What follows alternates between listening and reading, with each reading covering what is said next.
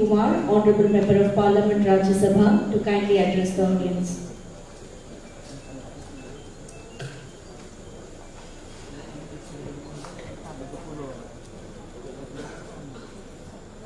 Good morning, Namaskar.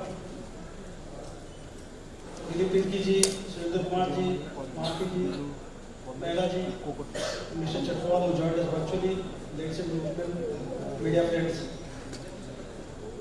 Let me first compliment HRO, WTC and Government of Odisha for organizing this fifth Tourism Conclave 2023. It's usually customary to invite politicians to be part of such events, irrespective of whether they add any value or not. But nevertheless, I'm glad to be here. Thank you for inviting me. If anything else, it has given me an opportunity to learn about the concerns and challenges of the sector, of the industry, and also the opportunities after hearing the speakers, particularly after hearing ACS Sridhar Kumar ji. I definitely have a better understanding of the sector now. I think he has hit the nail on the head by summing up the challenges of, or rather the crux of the sector, by saying that it's the quality that's the all and end all of tourism. And until and unless you offer an experience, you won't have the tourists come back again. So I think that sums up what needs to be done. And in fact, that reminds me of the study done by the World Economic Forum, where I was working for a couple of years, 20 years ago. They do publish something called the Travel and Tourism Development Index. So the latest index of 2021 ranks India at 54, which is pretty low compared to the fact that we have close to 40 World Heritage Sites, a country with 5,000-year-old civilization with so much to offer in every possible way. And even tiny nations like Singapore is ranked 16, South Korea 19. So it's a pretty bad scenario. And one of the, or rather, some of the reasons they have highlighted in the study is that we have very lousy enabling factors, whether it's infrastructure or whether it's the hygiene and sanitation issue, whether it's connectivity or whether it's aspects such as safety and security of the tourists, particularly women tourists. So until and unless we look into these aspects, into these elements, then I think tourism will certainly not flourish in our country. Some numbers were cited as to how tourism is an engine, is a driver of economic growth. We all know that, in fact, 5% of our GDP, India's GDP, comes from this sector. And often people say that tourism sector has a multiplier effect of 2.5, meaning every rupee invested in tourism gives a return of 2.5 rupees to the GDP.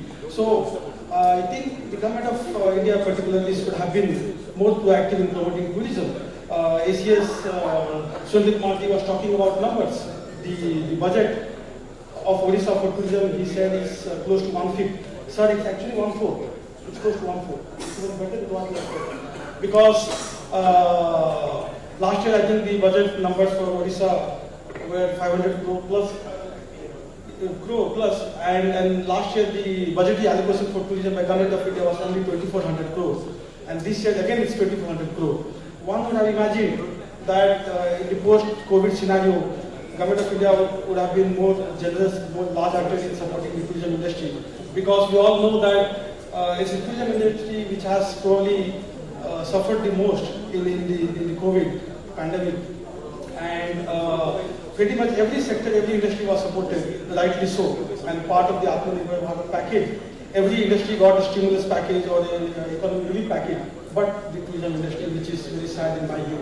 So I would like to definitely, I spoke on behalf of my party last year on the budget discussions and this year as well. And last year I did highlight the fact that the support to the tourism industry is certainly not optimal, and it should have been much more than what Government of India did offer. Coming back to Odisha, a lot has been spoken.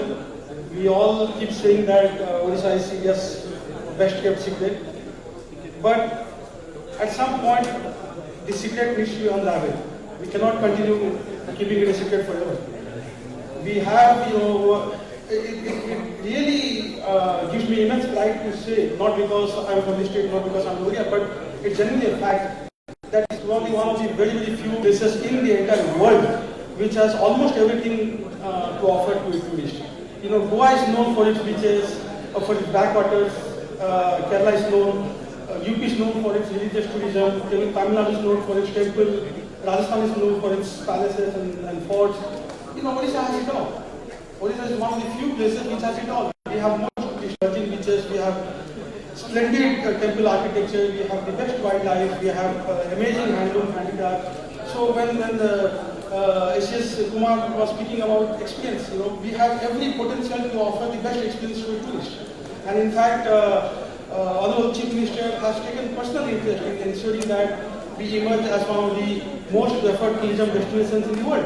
And he was speaking about the steps that government of Odisha has been taking. Budget allocation is one thing. We are one of the few states that has a dedicated tourism policy. We have ensured that tourism is one of the 6 priority sectors of the state. In fact, 13% of our GDP, close to 13% of our GDP comes from this sector. So, government of Odisha is very, very committed to ensure that tourism as a sector, as an industry develops in the state under the vision and leadership of the Chief Minister and ACS Surendra Kumarji and his team. They are doing a wonderful job of ensuring that we as a state offer the best tourism experience. Now finally, I will just offer one or two, and before I do that, I'll certainly take your inputs, Mahantiji, regarding having more domestic connectivity, having at least 2 centers in Odisha of the 50 that has been announced in the budget, and having tourist officers in the Indian missions and embassies abroad. I'll definitely take it up with the respective ministries and also being a member of the Parliamentary Committee on External Affairs, I'll definitely take it up in the next Parliamentary Committee if feasible.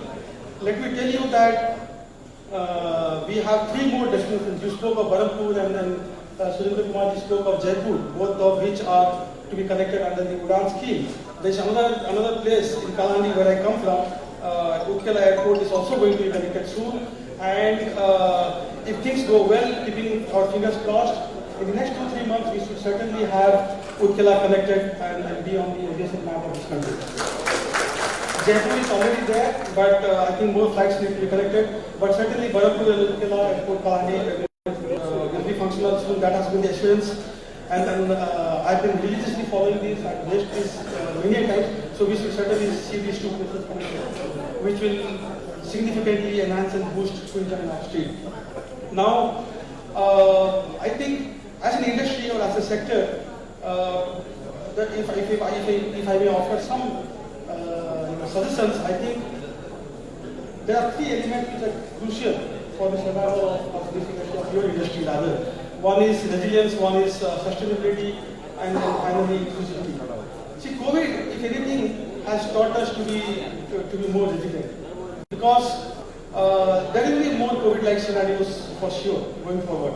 In fact, one of my favorite authors, Nicholas Taleb, when he wrote that book, Black Swan, some of you might have read the book. It's a wonderful book where he defines Black Swan as an event which is extremely rare, but the repercussions and consequences are humongous.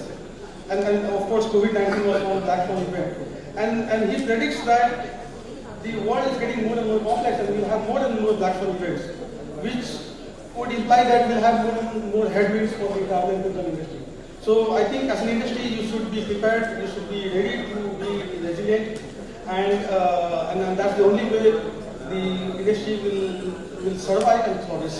Sustainability, I think with the focus on climate change and with the policy imperative that COP26 and other international frameworks have put on us, I think the travel and tourism industry also needs to put its act together. Now, Honorable Prime Minister has articulated his vision of becoming net zero, carbon zero emissions by 2070, which means that the travel and tourism industry, which is one of the most polluted and emitted because of the very nature of the industry. I'm not blaming the industry, but that is the nature of travel and tourism sector. I think you need to adopt more and more sustainable practices. And finally, I think the socio-economic benefits of the industry should trickle down to reach to the last mile. Unless the communities benefit, unless the people at the grassroots benefit, I don't think that the industry can be sustainable. So you need to be more inclusive. So I think better days are ahead. I think with India G20 presidency, with more and more tourists and travelers now doing what possibly is known as revenge travel, I think better days are ahead for the sector.